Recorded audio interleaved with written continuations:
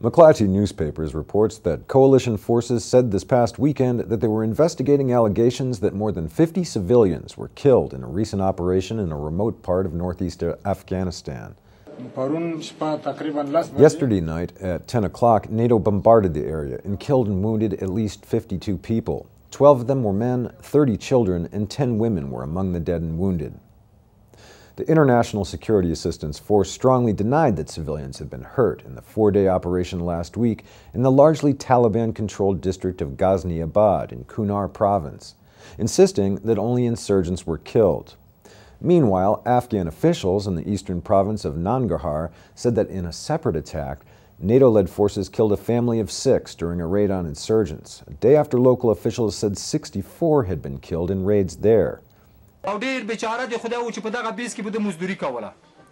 He was a very poor man working one of the bases as a worker. During the bombardment at night, he was killed along with his wife and 4 children, 2 sons and 2 daughters, 2 to 8 years old. All were killed here.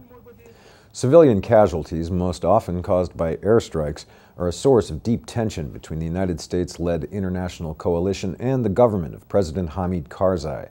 The coalition has altered its operating methods to try to reduce accidental deaths, which undermine public support while it tries to fight a raging insurgency. Mohammed Shah, a 38-year-old resident of Ghazi-Abad district, said that altogether 70 people had been killed or injured in that operation, which he said involved Afghan and U.S. troops. He said coalition forces blocked a road to the area following the attack, hampering efforts to get the wounded to a hospital. Shah, speaking by phone from a hospital in the provincial capital, Asadabad, said, quote, "After the attack, the road was closed by American soldiers. Only after an appeal by the district chief was one vehicle allowed through to get the injured. 9 of my relatives were injured." Because of the roadblock, Shah said help only managed to get through on the afternoon of the day following the incident. The wounded in his family included 3 children, ages 2, 6, and 8. He said that the 2-year-old had lost a leg below the knee. Major Michael Johnson, a spokesman for ISAF, said, quote, "We gained positive identification before firing. We have no concern about collateral damage based on where it was located." The news about the killings of a massive number of civilians by American forces came only days after U.S. Secretary of State Hillary Clinton announced a new diplomatic offensive defending the war.